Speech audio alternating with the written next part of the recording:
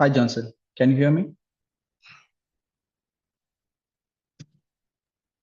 Yes, yes. Yeah.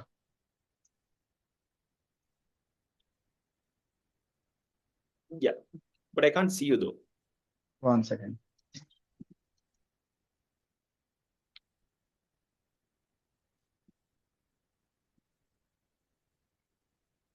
Yeah. Can you see me right now? Yes. Yeah. Anybody else join, Kevin? No, Kevin is in another meeting. He may join Okay. later.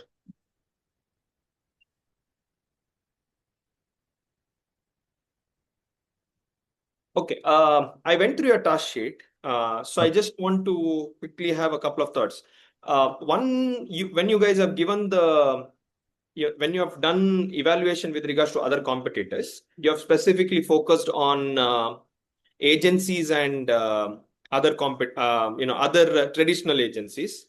Um, are there no blockchain-based competitors who are creating the same services today? There are, so I have not specifically mentioned company names. So they come under the midsection where I have mentioned those. So I have not mentioned any specific company name. Okay, so let me just share the. Yeah.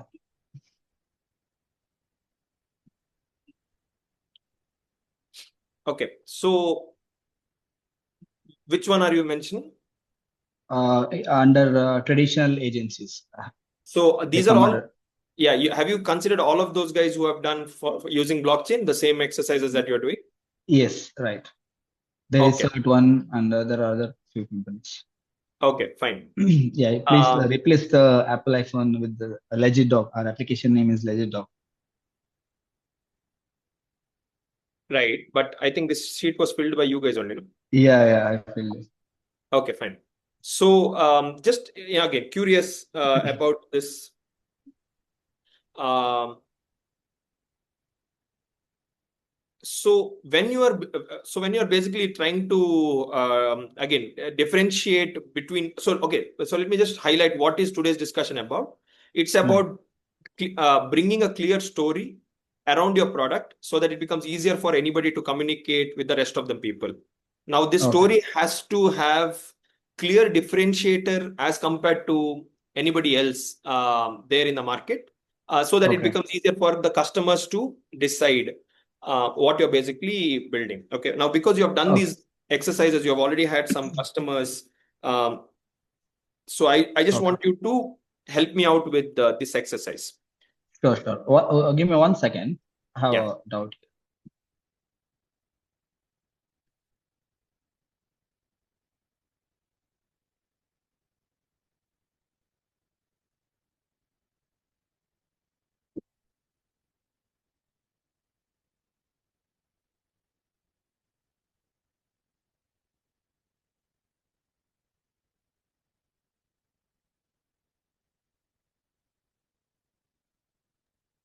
Yeah, Johnson.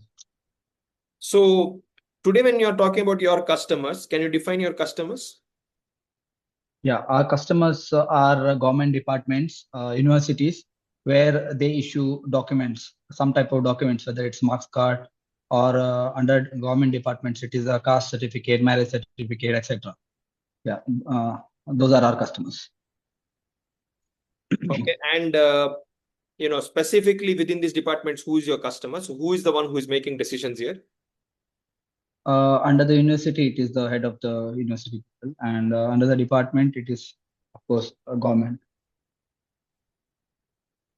For example, if you issue land record, there it is a municipal collector. It is.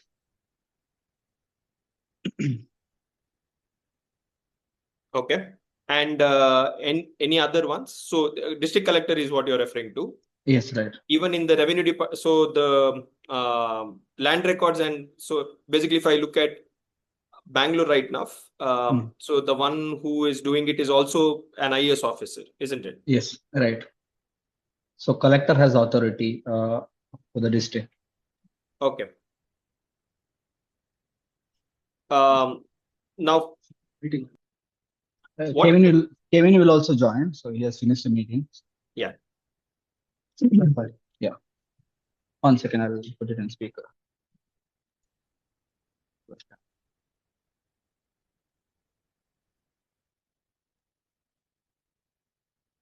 Can you hear me? Yeah, I can hear you. Yeah. Sorry, I was in I think our initial meeting was scheduled at 3, right? So I had another meeting. No problem. Yeah, So Johnson, I think you the previous team, we had to dive a little deeper to help. Sure.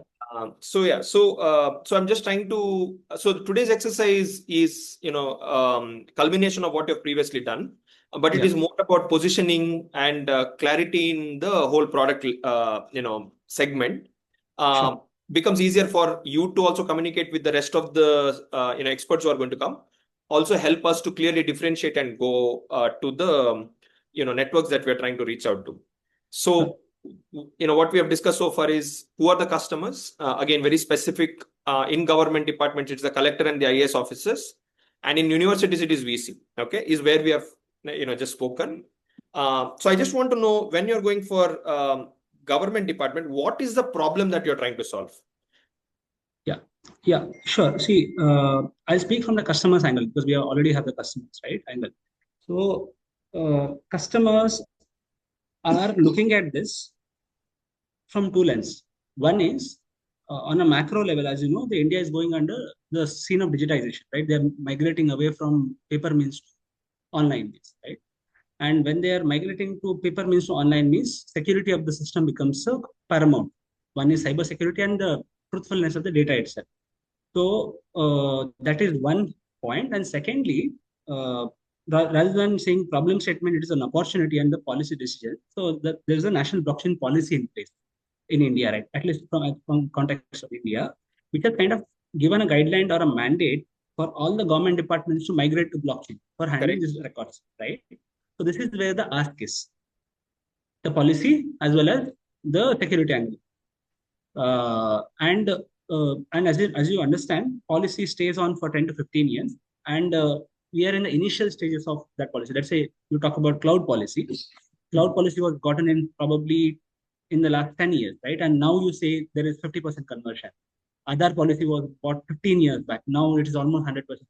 And with respect to blockchain, most of the departments are 1% adoption, right? So that's where I would say it's more of a policy push as well as the security push as well. So that's where the ask is coming.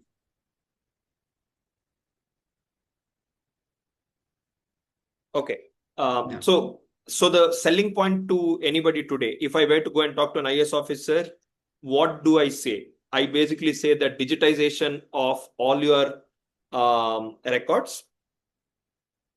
Basically, blockchain securing of all of your records as per the national blockchain policy. Yeah. So basically, we are helping you to implement the blockchain policy that is in place and securing your processes as well as data. Yeah, that's the pitching. So this will be, let's say, for example, if I use this story. Yeah. Let's say blockchaining your records as per policy. Okay. Yes. Now this is as I'm assuming that all the IAS officers are aware of this policy. I don't have to educate them. Some of them will not be aware of this policy, but basically it is, you have to show them. So basically IAS officers at the end of the day speak in terms of policy. Like, as you know, you have worked with them, right? It's all about, they have to work within the framework of policy. Most of the IAS officers that we speak to are aware of particular policy. So, okay. Yeah. And this is a mandated policy. Yeah. There is a mandatory policy that has come. Okay. So let me hold this thought. Now tell me, when there is a competitor who is also coming and telling the same thing, how are we differentiating from them? So, this is what is the exercise that was given. So you have mentioned what you want to create and what you want to, raise in terms of offerings that you're giving. So if I were to highlight those areas, what will differentiate me clearly from everybody else? Sure. So there are two answers to this. Again, one, in the specific purview of government systems, what differentiates a lot from rest of the competitors is the previous experience, because that's what matters the most, more than your product in governments, right? So more the number of work orders that you have, more chances of working with a new department. Even if I have to give you a simple example, if I go to government of Karnataka saying that let me pitch government land records, right? the first question I get asked is, have you done this blockchain for land records anywhere else? And I'm the only one who has done in entire India, apart from NIC. So no Okay. other competitors have. So I use precedence as one of my mode. The second mode on the product side is that, so again, there are two ways in which we use a solution. One is called private blockchains and public blockchains, but without getting deeper into it, issuing credentials on blockchains is a very costly affair. Okay. And I have come up with a mechanism, which is again patented, makes it very affordable and user friendly to issue this. This is my product mode, I would say. So one second. So you have mentioned that comparatively to others, the cost for your approach is significantly less as opposed to else. Can you tell me how much it is? Yeah, sure. Like just me it is again from okay. I'll give you one is cost from the customer perspective and what is the cost to me, right? Like ultimately everything boils down to cost from me. My costs are, I would say, 50 to 100x cheaper compared to what competitors do because of the compression algorithm that I've done. Correct. Yeah, and that allows me to price it cheaper compared to my competitor. For example, some of the, so if I can give you a simple university example, right? So there are some competitors for specific university use cases who have been charging somewhere about 60 to 100 rupees per certificate because of their internal cost, right? And I am able to undercut them and charge them even 10 rupees certain places, again, if the business makes sense to me, right? Because my cost at the end of the day is in few pesos because of the way in which I've developed the system. Got it. Okay, and cost is a clear differentiator. Yeah. And third is, especially when it comes to government, the third angle that you look at is also the procurement. At the end of the day, the final question comes through is that, okay, we love your product. We want to, the cost is also looking, but how can we help you to get the procurement, right? This becomes another question, right, from the customer perspective, which also adds on to your conversation, whether they want to go ahead with you, because how certain they can be that you can give it. So this is where another angle that we have done. We have figured out the procurement by going and partnering with these various PSUs and institutes in India, via which procuring doesn't become an audit issue for the IS officer, because ultimately everything he looks at, okay, technologies, everything is good, but let's say I try to favor you. Ultimately, everything has to be a biased RFP, right? How does it not? I do not have to deviate from my policy guidelines and give it to you. So that part we make it easy for them because of the empanelments and all whatever we have done. So these are the three axes in which I would say we are good.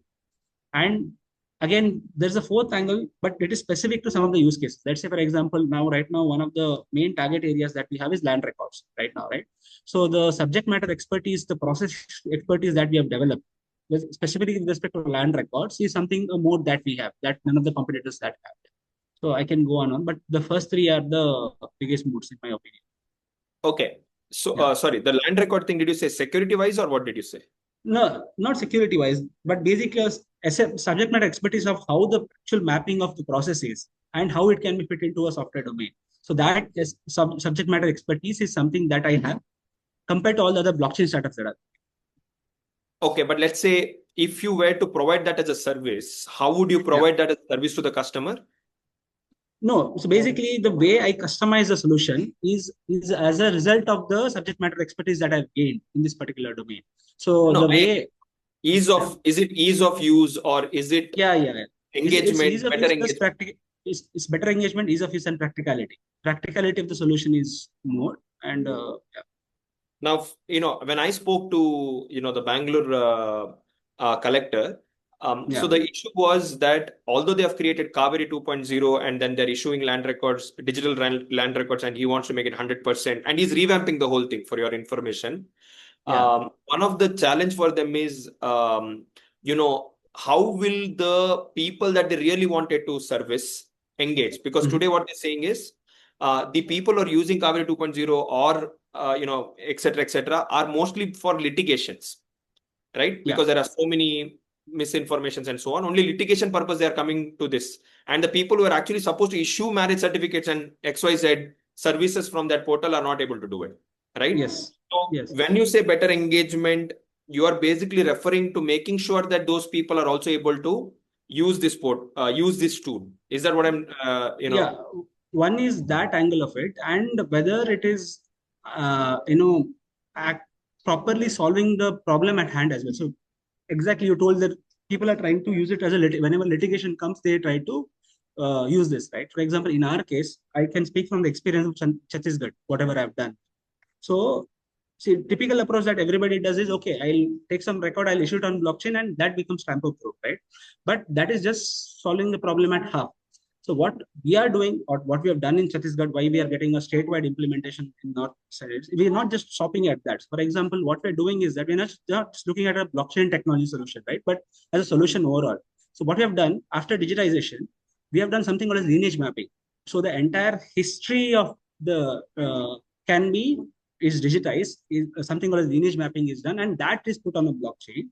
And the moment you do that, even before a document is issued, proactively you get the potential litigation cases back to the offices in a ready-made way, right? So even before it goes to the customer, the government themselves can proactively go after which are the disputed lands, where the issues are going to come, where are the revenue lands that went to somebody else, or that can be proactively done rather than waiting for the customer to come at the end, right? So these are the avenues that we have. So let me put that as follow-ups by the officials. Yeah. Or let's say pinpointed follow-ups. Yeah. So now, Kevin, if you can, so the reason why I've written all these things is because if I were to send this to somebody, or you were to send this to somebody, Yeah. are these 5-6 things that would make people tell, I really want you guys, I really want to talk to you guys? Are you sure that these are the 5 things? Yeah. So yeah. So basically, out of this, again, I'm speaking from my experience. The main thing that makes every government or most of the government officer talk to me are the first two important part.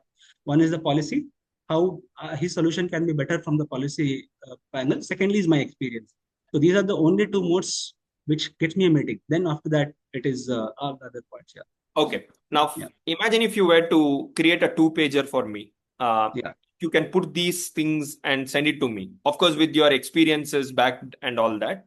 Yeah. Would it be possible for you to make a GIF? Because Yeah.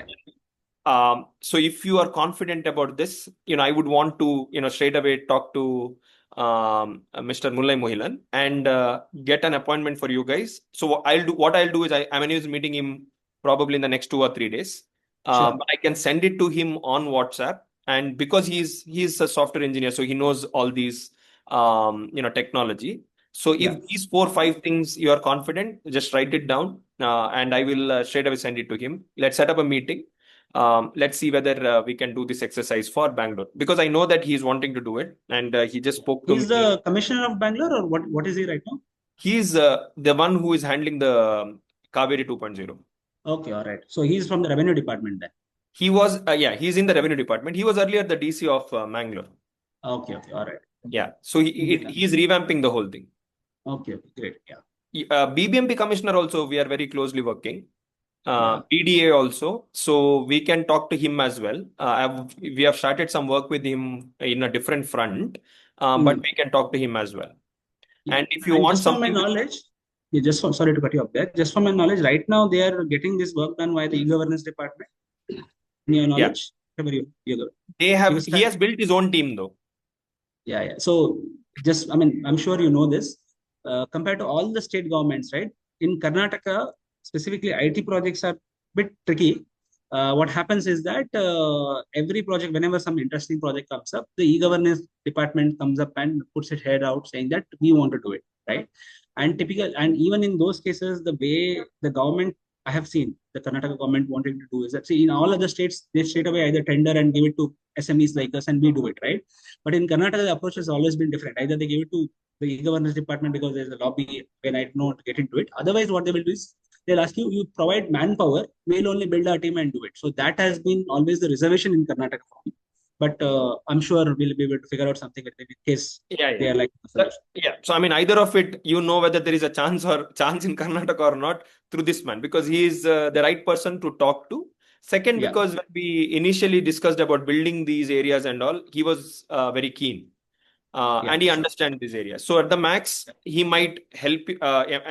If there is slightest possibility to integrate, he will definitely do. And if there is no slightest possibilities, he'll still help you out in other regions because all IAS officers are batchmates. Yeah. So those two things. So if you can send me this based on this, if you already have a brochure, but with these clear messages, just send it across. I will connect there. We'll set up a call probably in the next 2 or 3 days. Sure, Johnson. Yeah, I think we can send something out by tomorrow. Yeah. You're in Bangalore itself or where? I've come to Bangalore today. I am in InUnity, Karnataka. So for another engagement. Okay, sure. So let me see when he can give you an appointment. And based next on week that, I'll be in Bangalore. Okay, sure, no problem.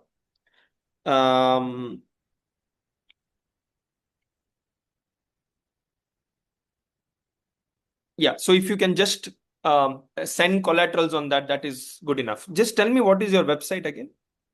Zupple.com. You can just Google Zupple Labs. You'll get it. Zupple, yeah, correct. Yeah. Because when I've gone to your website, these points.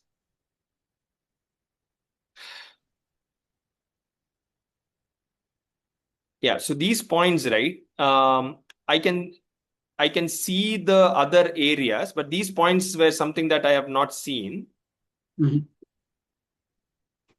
Anyways, so if you can send me this particular deck or just as a solution, if I can send it to him, that's good enough. Yeah.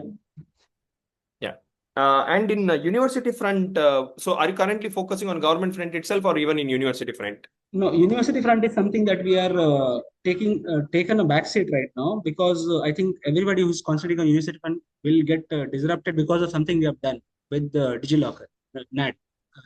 So just to give you a bit of a digression, so all the universities are right now being concentrated under systems such as ABC, NAT, National Academic Repository, and there is an ERP built by Delhi University also, right? So what we did is that luckily, I mean, I wouldn't say it is a strategy by us. Luckily for us, DigiLocker was building something at a blockchain layer at the central level. And we were, because of our name, we were contacted by AWS and we have won an RFP and we are building blockchain for National Academic. So by default, all universities within India will come inside that. So we are not going in individually concentrating some universities. But at the same time, some of the universities in the Northern Indian space have been trying to implement blockchain at their local level itself. But that is not something I'm actively going behind. So if something comes in my way, I would want to do it. But right now, my main focus at Zupple, if you have to ask me what is one pinpoint, that will be land records. And you might have heard, like everybody, there's been rumbling about land records, and even Raghav Chadda spoke about going on blockchain. The Supreme Court has come up with saying that we try to do with blockchain, and we are at the right point. So apart from us, and apart from NIC, nobody else has done land records on blockchain. So we are just trying to capitalize on that particular part and trying to do as much as possible. Got it. And the ticket size is also pretty big for land records. Got it. Yeah. Okay. So this document, if you can send it, because I have clarity on what you have said, it becomes easier for me to communicate to DC. Yeah. You're in Bangalore, Johnson, or I'm in Bangalore. Bangalore. Okay, sure. Today I was having an off. So maybe tomorrow, day after tomorrow, I'll meet you. Okay, sure. Tomorrow is a holiday, I think, in Karnataka.